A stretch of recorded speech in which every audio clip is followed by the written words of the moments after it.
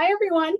Good evening or good afternoon, depending on where you're calling in from, and welcome. I'm Mai Sisla, Deputy Director of the Aspen Tech Policy Hub. For those of you who are new to us, the Aspen Tech Policy Hub is a policy incubator training tech experts to have policy impact and empowering them to contribute to society's toughest policy problems. I'm thrilled to welcome you all today to our demonstration day event of the third cohort of the Tech Executive Leadership Initiative, also known as TELI. The TELI program is a joint initiative of the Tech Talent Project and Aspen Tech Policy Hub. It is a 10-week skills building initiative to prepare experienced tech leaders to engage effectively with public sector challenges. The program provides senior tech professionals with a unique leadership opportunity to build skills through real-world engagement with government and policy. The Hub and Tech Talent Project came together this summer to run the third cohort of this initiative. Every week this summer, from June to mid-August, we met with our cohort of TELI leaders to prepare them for government and policy work. This evening, we'll be introducing our leaders from this third cohort. Their culminating project asked them to take all of the lessons learned from their 6 weeks and devise a solution to a real tech policy problem that governments are facing. For this cohort, we will be presenting solutions to a problem that many city governments are grappling with: how to ensure that internet service providers in the city adhere to key digital inclusion principles like affordability and choice to ensure that quality, affordable internet is available to all city residents.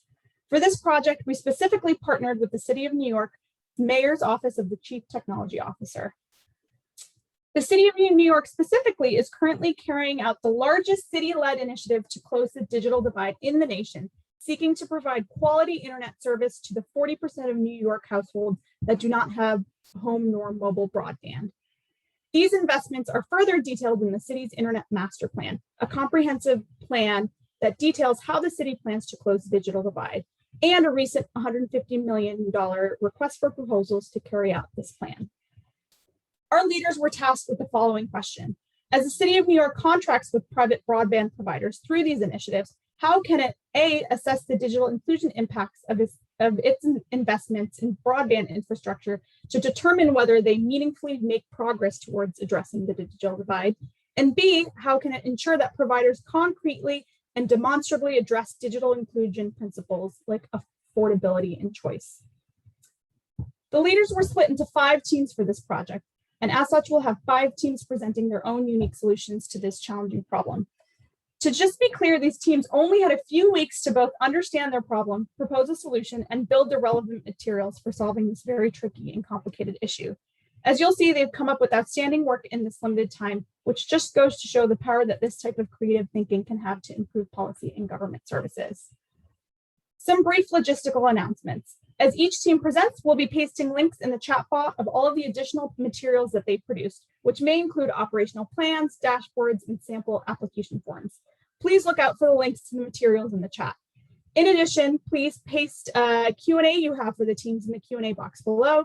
Depending on time, team members will either respond to the questions live or via the box. And last, after all of the presentations, we will introduce our fabulous keynote speaker, John Paul Farmer, who's currently Chief Technology Officer at the City of New York. John will comment on these recommendations and on the importance more broadly of bringing tech experts into solving policy problems like these.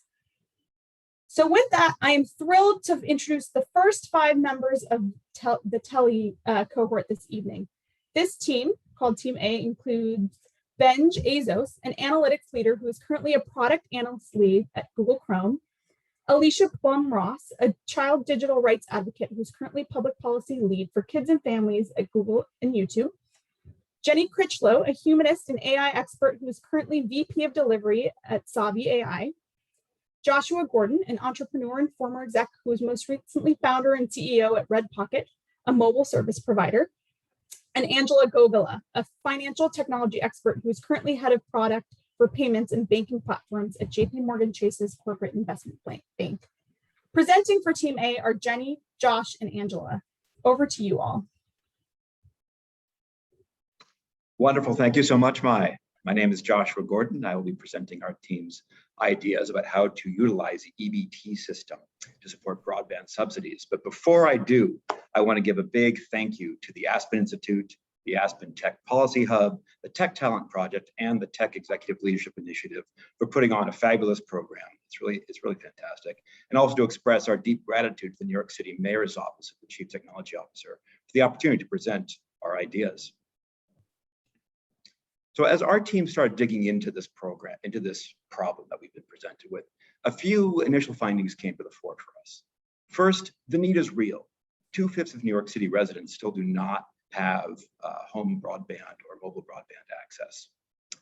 We also found that current efforts to address these by federal, state, and local governments tend to focus on service providers more than consumers.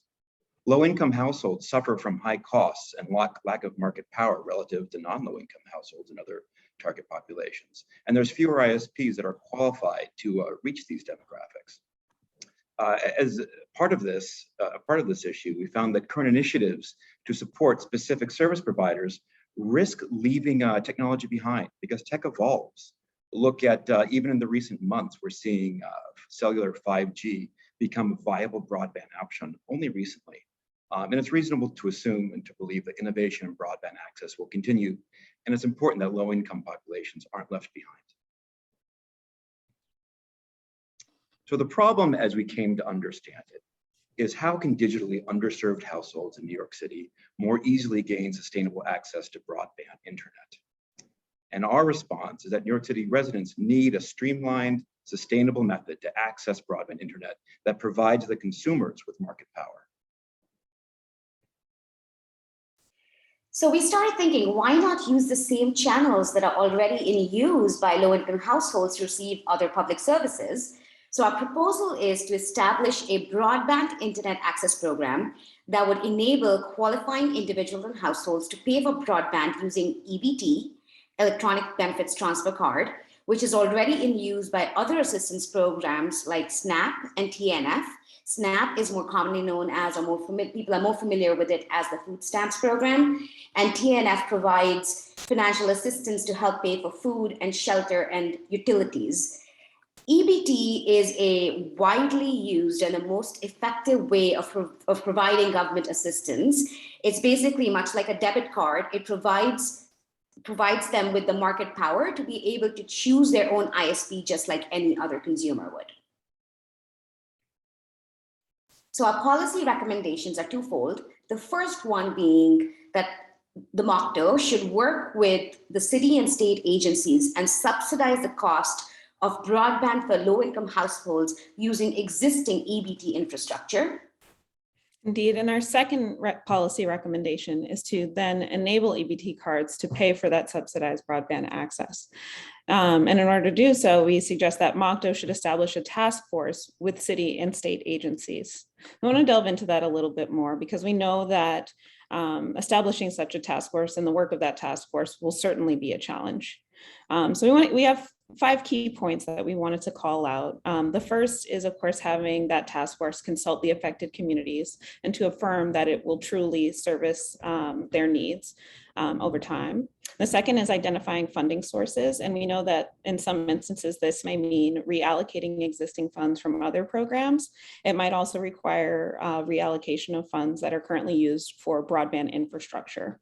The third that we have is performing a discovery of system requirements. So we know that there will be emergent needs, both from the community as well as from common services provided today. There's also the assessment of what talent will be needed in order to build this system out, and so on and so forth. Our fourth is advocating for updated relevant legislation and policies to allow EBT systems to cover broadband payments. We know that while MOCTO does not have necessarily the power to change legislation, we do believe it can help influence it and perhaps guide that process. Our very last is, of course, fully rolling out the EBT program. So we know that that'll be a task unto itself, but we do have some resources to help guide what that might look like. If you guys would like to learn more, we've posted links in this presentation, but also will be available after today. And with that, I will hand it back over to Mai.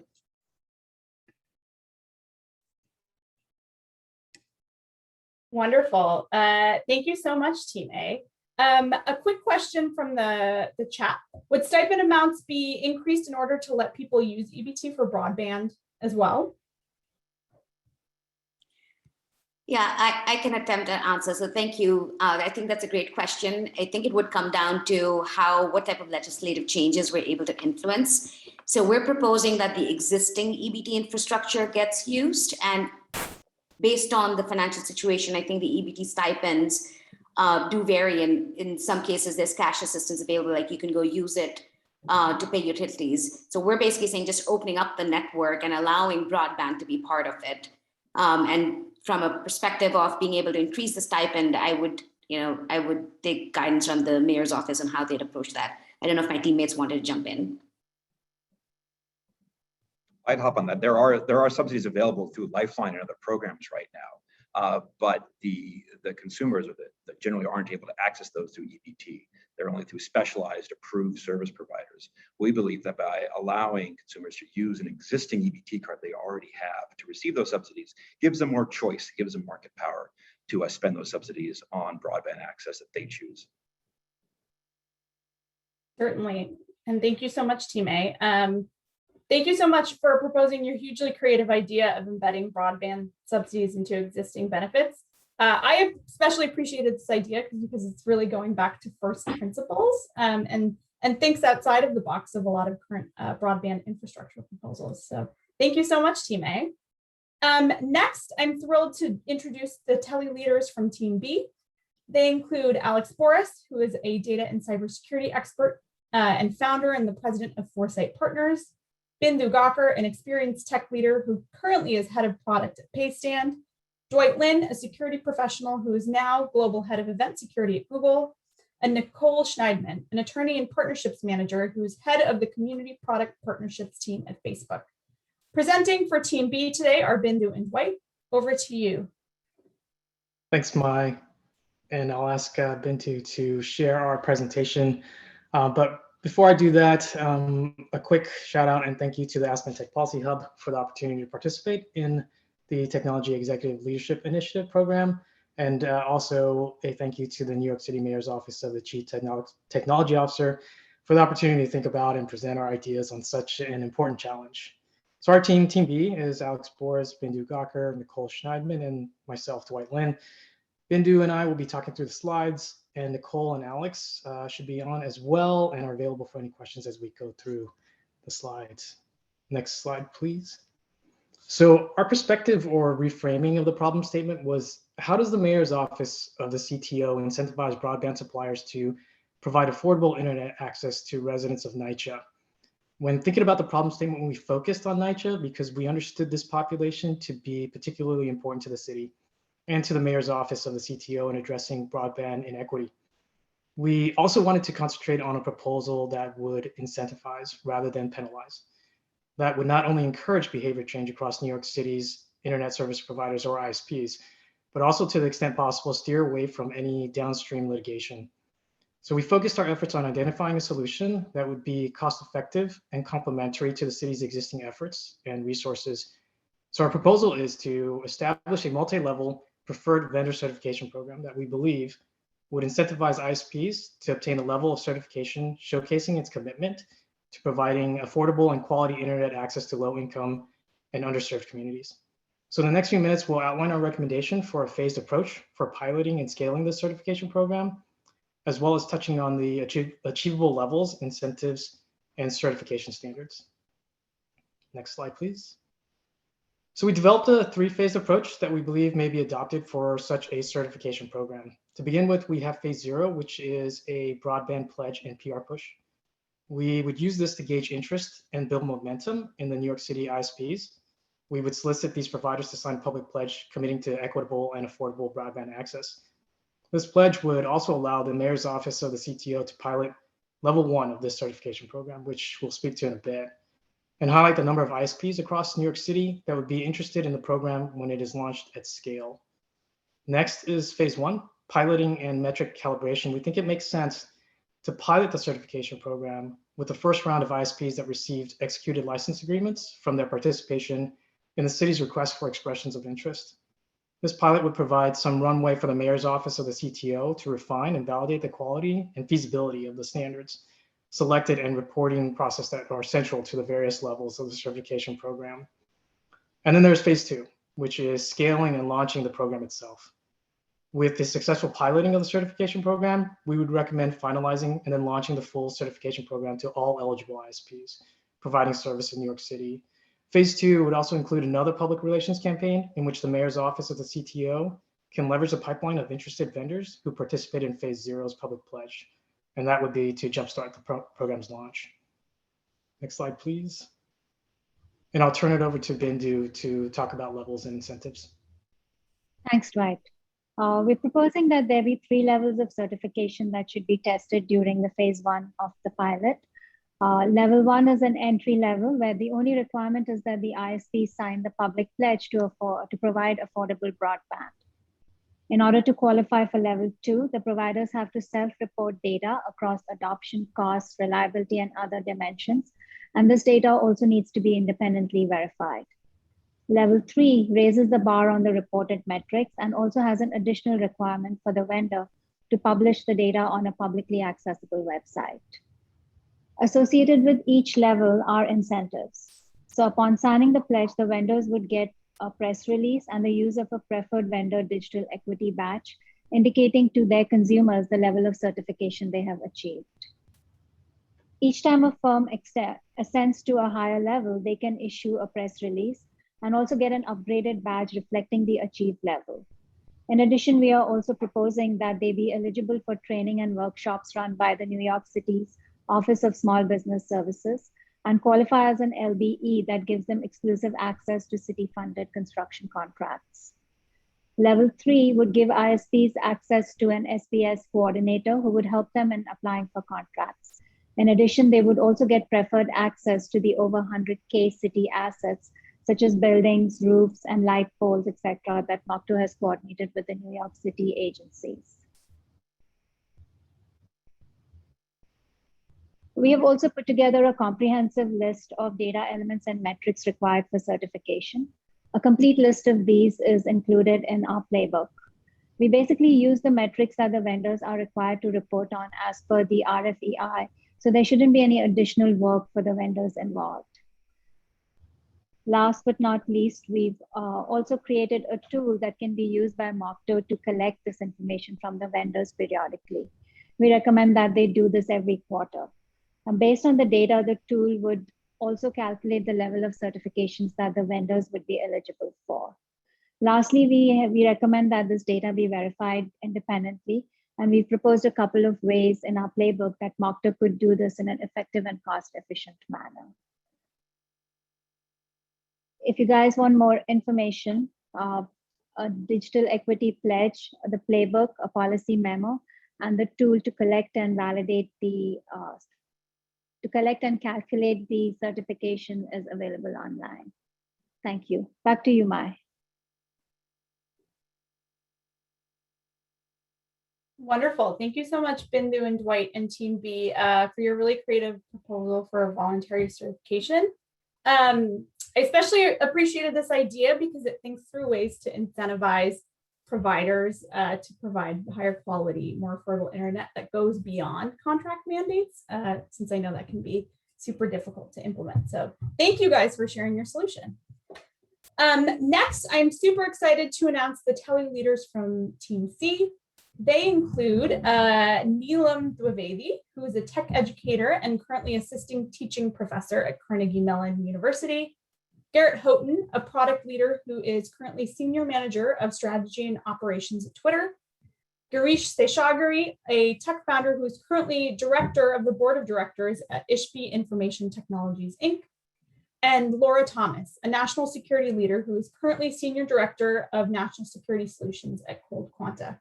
Presenting for Team C today are Garrett Houghton and Laura Thomas. Over to you, Garrett and Laura. Thank you, Mai. And as I'm getting my slides up, thank you to the Aspen Tech Policy Hub, as well as New York City Mayor's CTO's office for this opportunity. My name is Garrett Houghton, and along with Laura, on behalf of Neelam and Girish, really excited to talk to you today about Project Loop, which is our proposal for a community feedback and vendor incentive program. So our proposal really started with one question: how might we leverage community voices and create vendor accountability to ensure more equitable outcomes for the IMP plan? And it's those two underlined phrases with the kind of the touchstones for us throughout the entire proposal: community voices and vendor accountability. So our solution to that question is a three-pronged approach. Number one, we want to capture feedback from the community around the satisfaction of their service. Number two, with that feedback, we want to rate vendors on their level of service. And then number three, want to incentivize vendors through a vendor incentive program to try to drive up that score and their service to the community as well. We see implementing this with two key items: our community feedback system, which we'll take you through in a minute, as well as the vendor incentive program. So what does this look like? We'd call this our feedback and incentive loop. Starting at the bottom left, you can see communities providing that feedback via a web form. We propose to aggregate all that feedback via a dashboard for the CTO's office to then understand the level of satisfaction with the service provided. And then with that vendor incentive program via free advertising, which we'll talk about in a minute, incentivize vendors to try to drive up that score and the service to the communities as well. So now I want to dive into the various components of this system. Firstly, how are we going to capture feedback?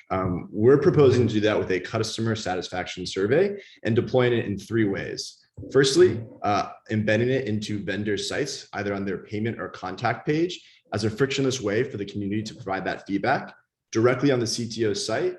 And lastly, have it mobile and tablet optimized so those vendors, while they're in the field servicing the community, can capture that feedback live.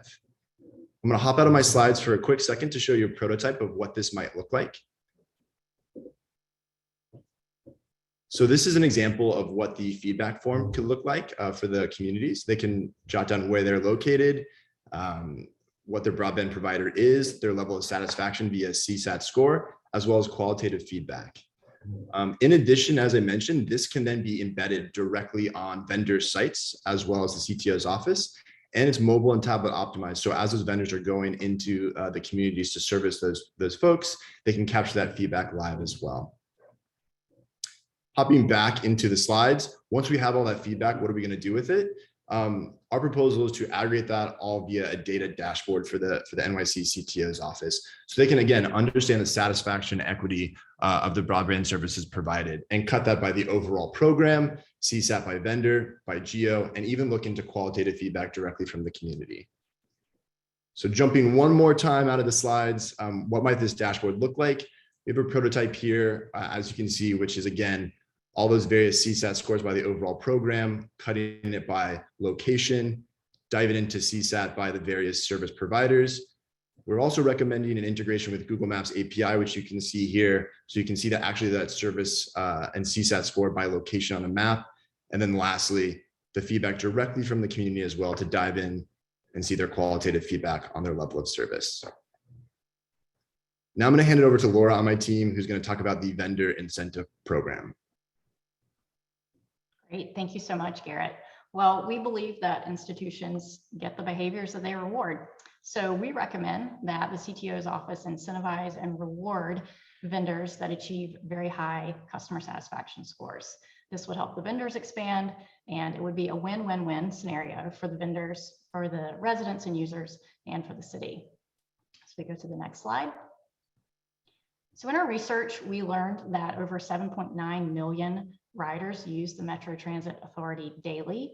And in addition, the City of New York owns or leases more than 17,000 units of property, and it has very broad authority to use that property according to the New York City Charter.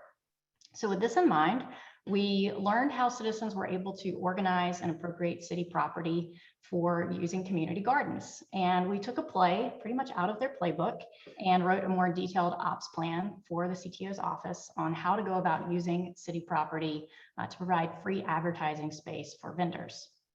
We also suggest that the city work with the Metro Transit Authority and Outfront Media, which is the sole provider of advertising for the MTA, and run a pilot 3-month program advertising on bus placards.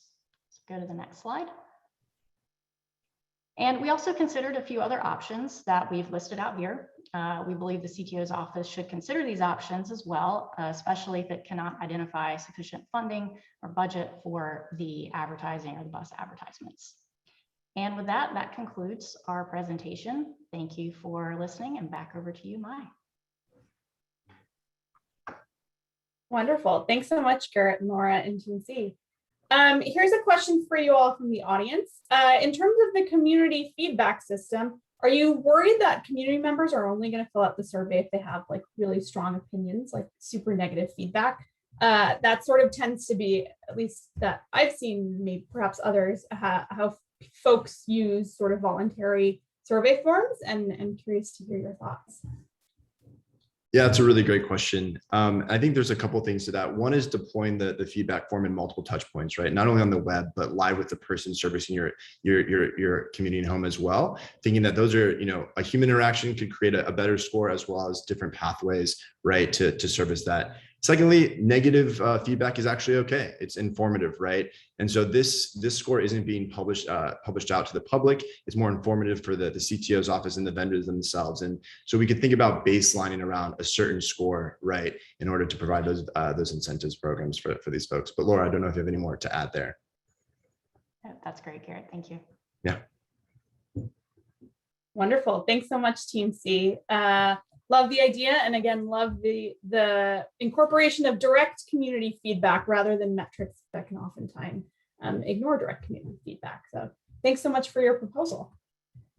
Next, I'm thrilled to introduce the tele leaders from Team D.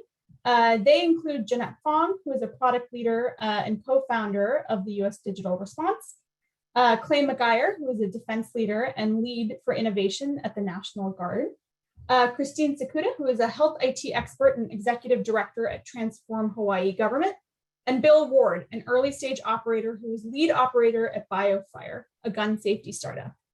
Presenting for Team D today are Jeanette Fong and Christine Sakuda. So over to you, Jeanette and Christine. Thank you very much, Mai. And a warm mahalo to the Aspen Technology Policy Hub and the Tele team for providing all of us this unique opportunity. Also, aloha to the Mayor's Office of New York City, the Chief Technology Officer of the City of New York, and everyone else attending today. Team D is excited to present, sorry about that. Team D is excited to present our proposal, rewarding good ISPs with additional contracts. My name is Christine Sakuda, and I'll kick off the Team D's presentation. Next slide. Imagine a time in the future in which internet service providers contracted by the city are held accountable for good or bad performance. A headline in the New York Times could be, "Good internet provider wins contract to expand to the Bronx from Brooklyn," or "Bad internet provider gets the boot because they did not meet contract requirements." We are here to talk to you about how you can get there. Next slide. The way you get there is through an internal ISP performance management system. We are recommending 5 key steps, which are outlined here, from the foundational layers at the bottom to outputs at the top. I will briefly walk you through the 5 layers starting from the bottom. First, we recommend developing objective performance metrics coupled with a digital equity score that rates ISP performance over time. We recommend these metrics be standardized across all ISPs. Second, we recommend having a quarterly ISP evaluation based on ISP's performance metrics and digital equity score. Third, we recommend holding ISPs accountable based off of digital equity ratings. We recommend expanding accountability framework across all New York City agencies contracting with ISPs. That's the 4th one. And finally, we recommend communicating good and bad ISP behavior throughout city agencies and to the public. Next, I will turn it over to Jeanette Fong, who will be describing the foundational layers in greater detail. Over to you, Jeanette. Thank you, Christine. So let's dive into the details. What does good really mean? We recommend defining good in terms of objective measures that directly align with the digital equity principles. Here, we're highlighting just 3 out of the suite of our recommended metrics. So I want to walk through a few of these. These 3 include measuring whether or not this ISP has successfully connected new households to broadband. Secondly, there's a measure to understand whether or not that service is affordable in terms of % of subscribers paying an affordable rate. We chose $20 per month. And then lastly, of course, you want to understand if the service is good enough. And here we're highlighting that you might want to measure the average download speed, for example, that households experience over the quarter. Secondly, we believe that you can run quarterly evaluations based off of those defined metrics. So that review really should encompass the historical performance as well as that most recent performance. Here's an example of a graph that you might be looking at in this review that shows the most recent quarter, Q4, and how this ISP is doing against one of those measures, households connected to home broadband. But you can notice that it also shows the trend line, and that's also very informative. Next, at the end of the performance review, New York City, MOCTO, should be able to score the ISP against your internal standard of good. So this is where your office can ensure that the right behaviors are rewarded and the undesirable behaviors are disincentivized. I'm just going to walk you through an example. Some encouraged behaviors. So let's say that this ISP, their metrics meet or exceed acceptable levels. Well, that should increase the score, should have a positive impact. Similarly, if their metrics demonstrate acceptable progress over time, they're reporting all metrics, and they're sharing additional data to explain progress or lack of progress. Those are all good things. But on the flip side, what if their metrics are falling over time? And what if they're not sharing additional data explaining falling metrics? That would have a negative impact on the score. So you can see how we've mapped that score to a rating that allows you to summarize and easily communicate the evaluation output. Now, we believe you can tie this rating to awards and punitive actions. So very concretely, this could mean that a really failing ISP would be at risk of not only not winning additional contracts or franchise agreements with the city, but may even lose the right to provide service in their target neighborhood. But on the flip side, a good ISP would become a recommended vendor and perhaps get a positive score for future RFP evaluations. We recognize that this is not a light lift, but we believe that the New York City Internet Master Plan is really a bold and innovative plan, an ambitious plan that deserves a robust internal support. And here are just some, again, aspirational future headlines that we think can be possible, can become reality with a performance system. To dive into the details and read more, please follow the links here. Thank you again. Thank you to the organizers of this event, the Tele program, and the New York City Mayor's Office of the CTO for allowing us to present our ideas. Back to you, Mai. Wonderful. Thanks so much, Jeanette and Christine and the rest of Team D. A question from the audience. When you're talking about metrics and you're talking about connected household statistics, does that take into consideration that some households may be charged a lot for that connection? That's a great question. Thank you so much for that. I can take a first pass. So notice that there's a suite of metrics. The number of connected households really, when we were thinking about it, really is just the raw number of additional incremental households connected to the internet. However, you wouldn't evaluate that metric outside of and ignoring the other metrics around affordability. That makes sense. Thanks so much, Jeanette and Christine. Just a reminder for the audience that you can put your Q&A in the Q&A box below, and then in the chat, you can learn more about each of these projects and their recommendations and outputs in the links in the chat. So thanks again, Team D. Next, and last but not least, I am thrilled to introduce the tele leaders from Team E. They include Anita Balaraman, a technologist who is founder of Epicigo Inc., an ed tech company, lecturer at the Fung Institute for Engineering Leadership and adjunct faculty at Carnegie Mellon.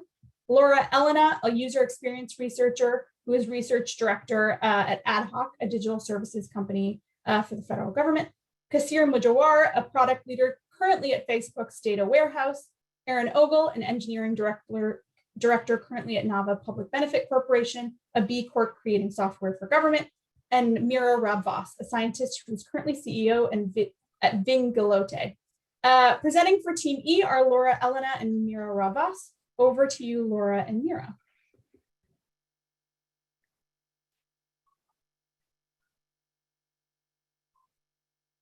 Your screen is still showing and I can't start my. Thank you so much, Mai.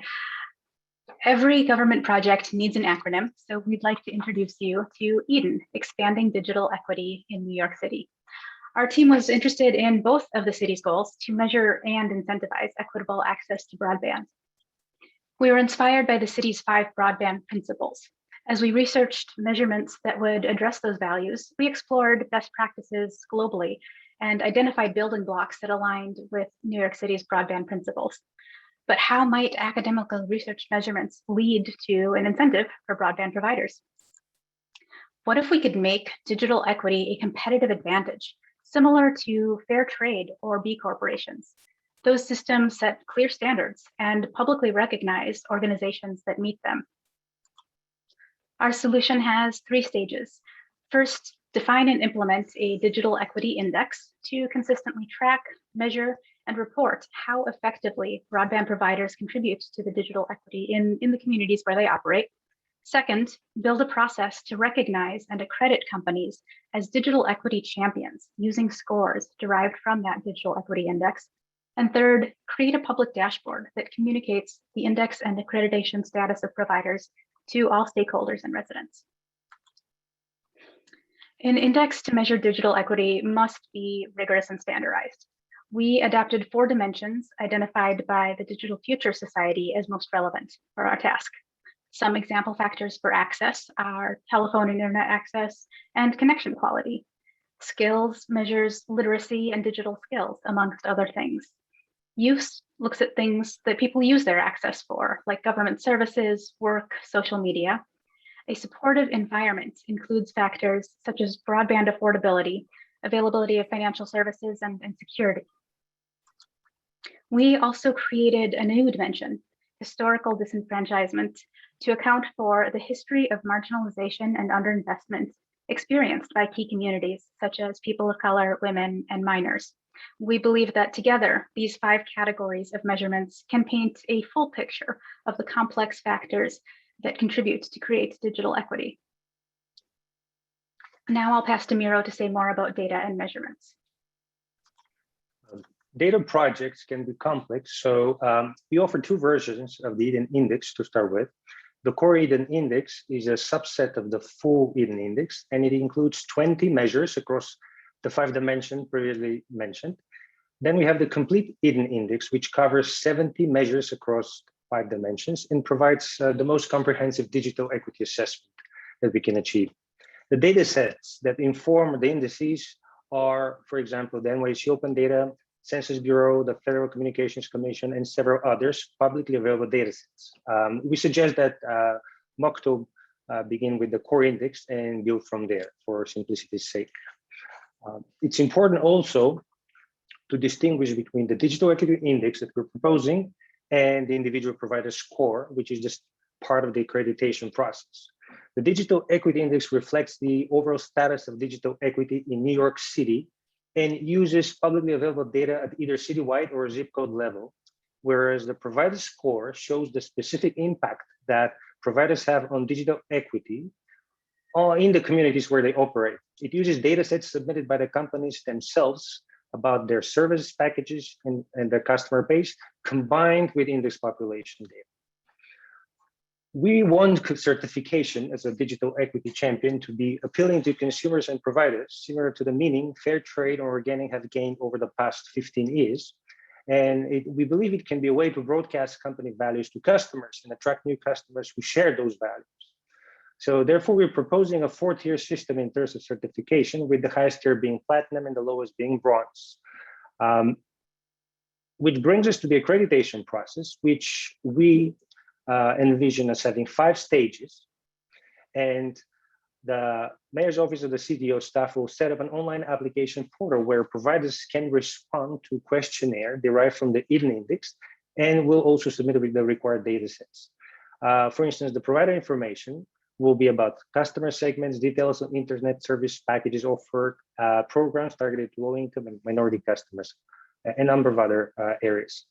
Creating the portal should be relatively straightforward since it is aligned with the New York City Open Data Platform. And the city could also consider using the Hire NYC Goods and Services portal run by Small Business Services, which certifies vendors who receive public funding at this stage. The last part of the solution is the public dashboard, which we envision as showing data by zip code level and providing accreditation information broken down by the various categories. The goal is to be transparent and make it easy to understand what the data means, and users can also see the details for each category. It's very important to understand the stakeholders for this public dashboard is everyone. These are companies, government agencies, and individual consumers, as well as community organizations. In summary, the Eden Index measures digital equity to New York City's specific priorities in a standardized and longitudinal manner. Certifying digital equity champions can become a competitive advantage for companies and a market-based incentive for them to cooperate. And all stakeholders can see the status and progress on the public dashboard. You could see more details about our project, such as the white paper and the implementation plan on the Aspen Tech Policy website. And I should say, we really enjoyed the opportunity to work with the Aspen Tele program and staff on such a hugely important problem in Gotham City. And we hope that the city will be very successful over the next 5 years in achieving its goals. Thank you, and back to you, Mai. Wonderful. Thanks so much, Miro and Laura.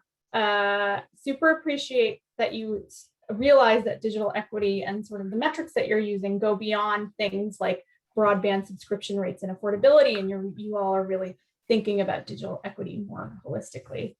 One question from the audience for you is the Eden Index intended to be open source? And can providers understand how they're being evaluated beforehand? I can take this one. Yeah, yes, it's open source. It's supposed to be perfectly transparent to both users and people and organizations providing data. And the providers themselves will have a fairly good understanding of how they are measured, because look, these are for-profit companies. They're smart. They're always going to try to optimize and get better ratings. So it's in everybody's interest to be very transparent process. Absolutely. The more information that can be shared, the better. Wonderful. Thanks so much, Miro, Laura, and Team E. Next, now that we've had all of our teams present, I'm thrilled to introduce the keynote speaker for tonight's event, John Paul Farmer. John Paul Farmer is a Chief Technology Officer at the City of New York.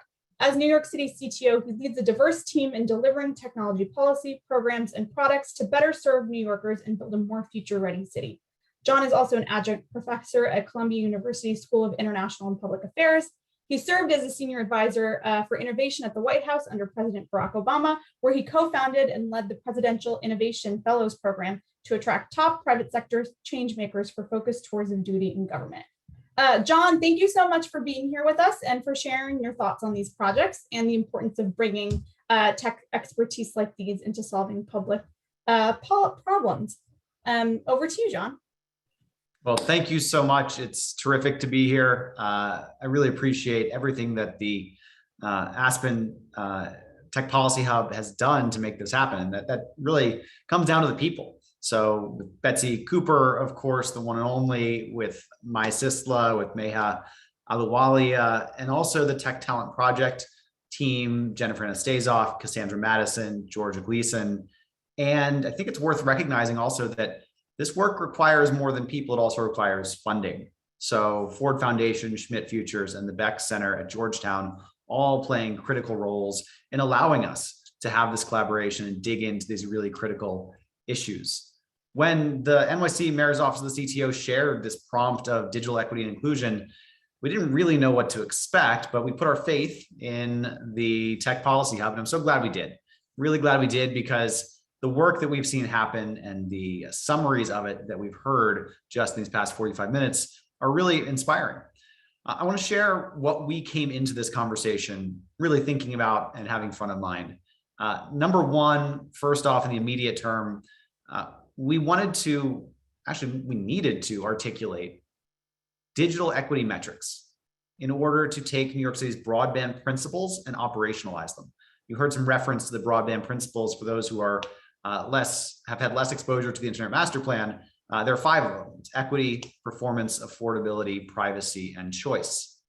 Now, the second thing that we came in thinking about as a goal is we're looking to create standards or standardized key indicators for city agencies to use in their contracts and their license agreements in how they report, so that we can make sure that we're evaluating the performance of internet service providers and other vendors so that we know they're making progress toward this vision of universal broadband. So those are the 2 things, one very immediate, one longer term. And I think we've touched on them in these presentations that we've heard. Now, before we get too deep into this, I want to tell you a little bit about the New York City Mayor's Office of the Chief Technology Officer. Our mandate is to make the Big Apple future ready. That means that we've got to build a society in which technology is a tool that helps all, and technology-fueled opportunities are actually available to all. There are 4 pillars to us doing this work. Number one, we create strategies and policies on emerging technology. In early 2021, we released the New York City Internet of Things strategy, for example. That's led to a number of pilots, including some that are now getting scaled citywide in the wake of the extreme weather events that we've recently encountered. And just last week, we released the New York City Artificial Intelligence Strategy. This is a groundbreaking, comprehensive document, unlike anything that any city in the United States has done before. And the NYC AI strategy was spearheaded by none other than Dr. Neil Parekh, who is an alum of the Aspen Institute's Tech Policy Hub. And I really appreciate the work that people do to come get a taste of some of these public policy issues, because some of those folks, like Neil, decide to dive right in. And our AI strategy is rooted in the concept of digital rights, human, democratic, and civil rights in the internet age.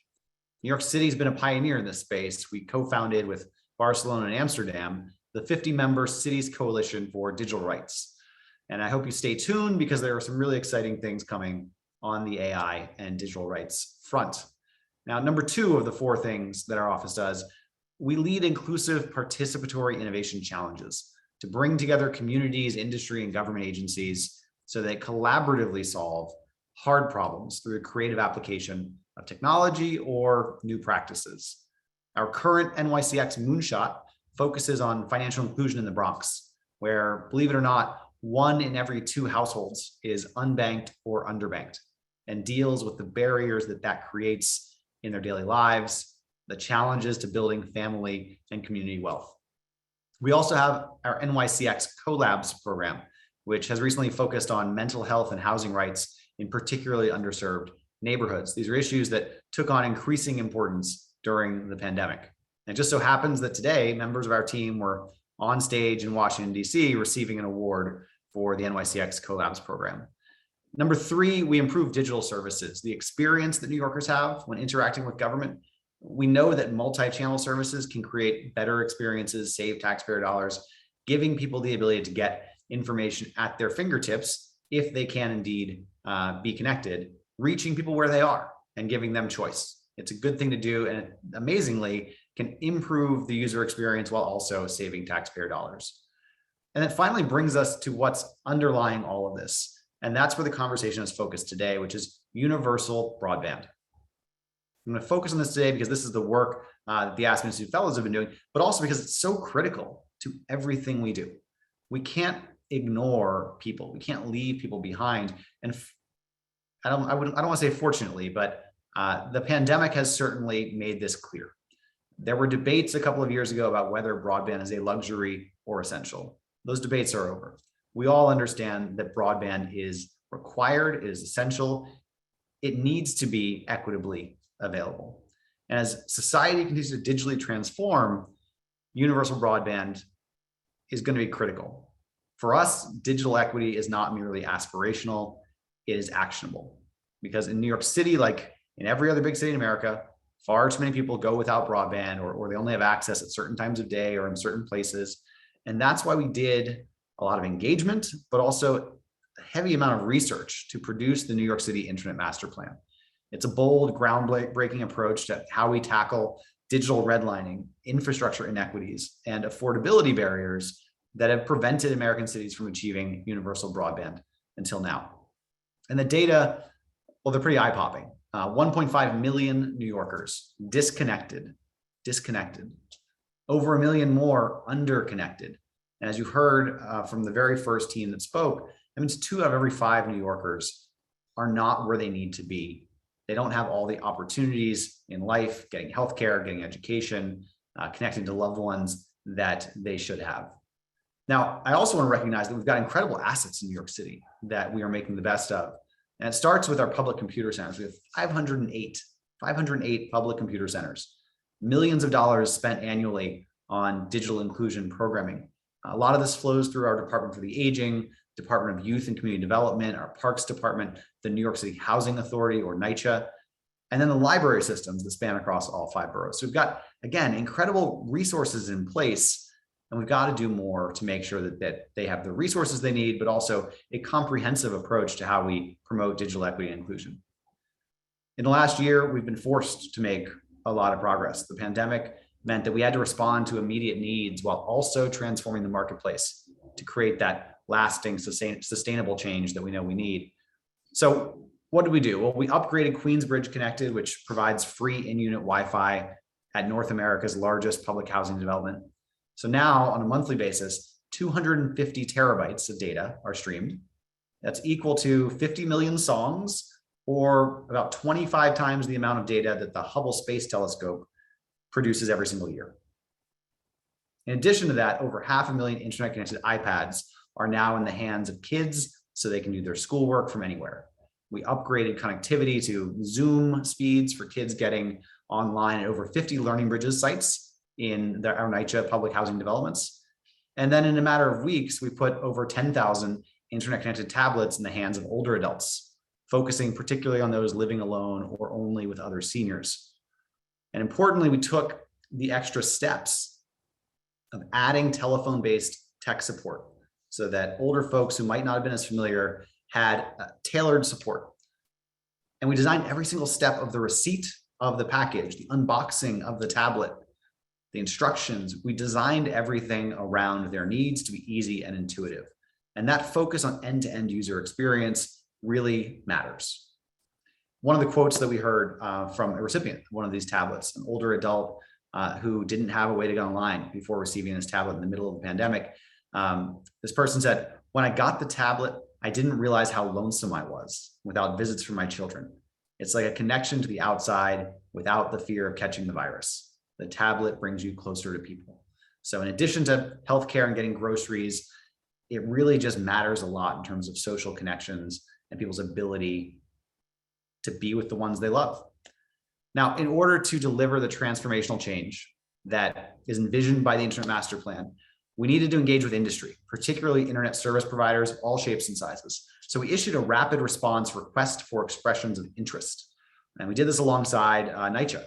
And this phase 1 of the Internet Master Plan implementation attracted 30 proposals. And we've already moved forward now with introducing 6 new players into the broadband market across New York City, bringing affordable high-speed internet service options to up to 40,000 residents in 18 different NYCHA developments. And in fact, the number of New Yorkers who will benefit from this, it's going to be even higher, as the 40,000 only counts NYCHA residents and not those who live in the surrounding area within a few blocks and can get signals from some of these fixed wireless approaches. They'll also be able to sign up for service, so the number gets even higher than 40. Now, it's worth emphasizing that what this really means for NYCHA residents, because they're getting low-cost service. In many cases, it's free right out of the gate. But because every resident of NYCHA is eligible for subsidies, it gets even better. Because when combined with the FCC's temporary emergency broadband benefit program, a low-cost service becomes free to the customer. And as President Biden's Build Back Better plan comes closer to fruition, it promises a new long-term affordable broadband benefit program that will ensure that the service stays free to the customer for the years to come. When you think about what that means for families living on fixed incomes in public housing, being able to get free, high-quality, privacy-respecting broadband it can be life-changing. It means that people get online who weren't online, but it also means that people who are currently paying unaffordable rates because they have no other option, they might be paying $60 a month right now. Well, when that goes to zero, that's $720 a year back in their bank account. And in a country where 40% of people cannot afford a $400 unexpected expense, newfound broadband affordability is an absolute game changer.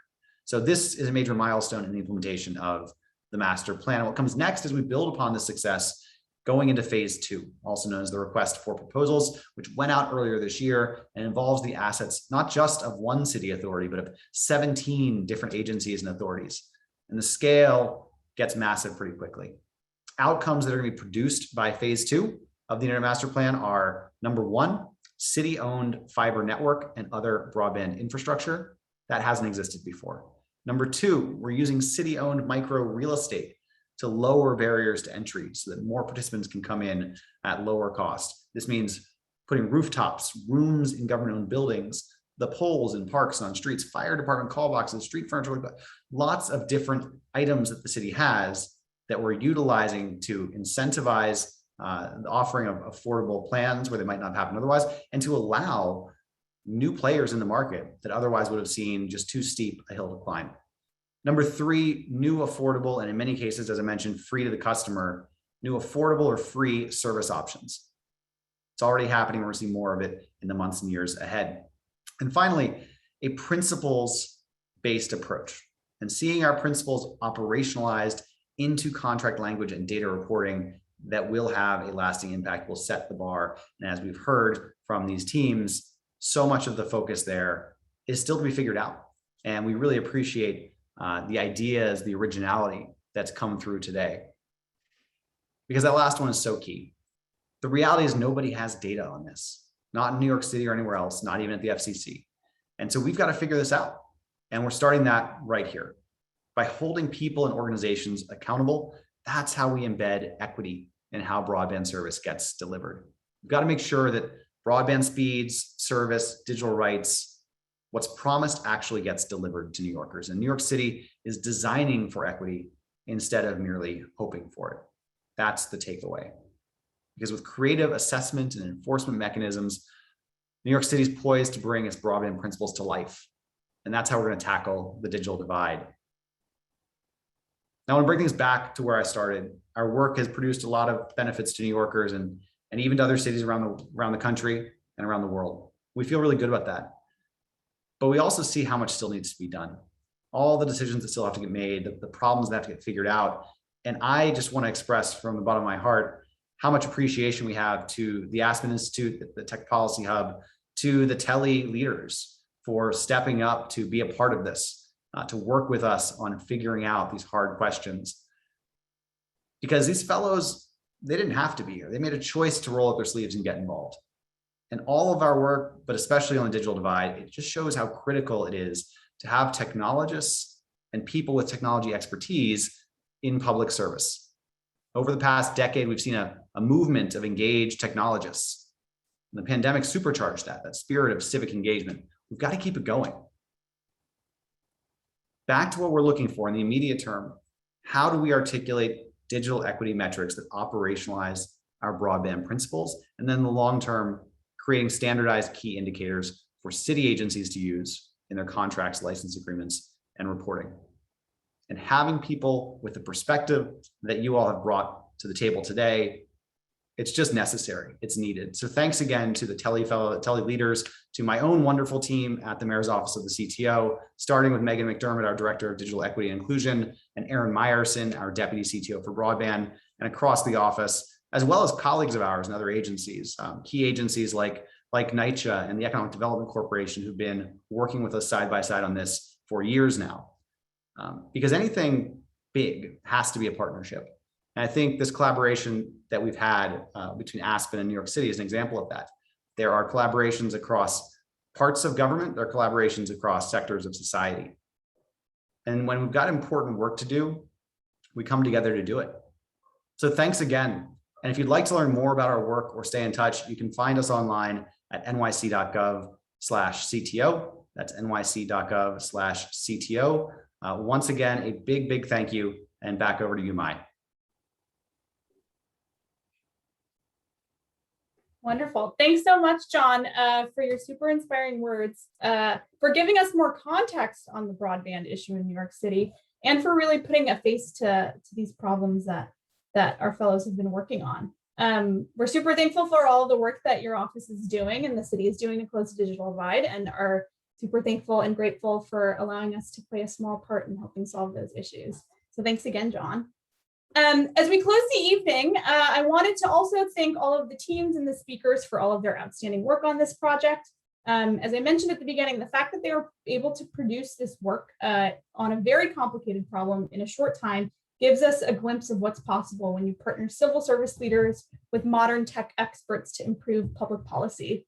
Again, I wanted to take a moment and thank everyone who made this event possible. This includes our amazing tele staff, my colleagues Meha Aluwalia, our director and fearless leader Betsy, and Maeve Sneddon of the Hub, our wonderful program partners Cass Madison, Jennifer Anastasoff, and Georgia Gleason of the Tech Talent Project. I also super want to thank the New York City Mayor's Office, and especially Megan McDermott and Shanna Crumley, who really made this partnership possible. And I wanted to thank anyone else who interviewed and supported the teams as they went on this journey, and our funders as well, who include the Ford Foundation, Smith Futures, and the Beck Center at Georgetown.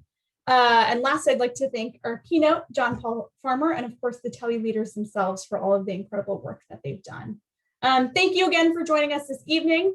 If you're interested in receiving more updates about the tele program and the work that the Aspen Tech Policy Hub and Tech Talent Project are doing, please visit our websites at Aspen Tech Policy Hub or techtalentproject.org.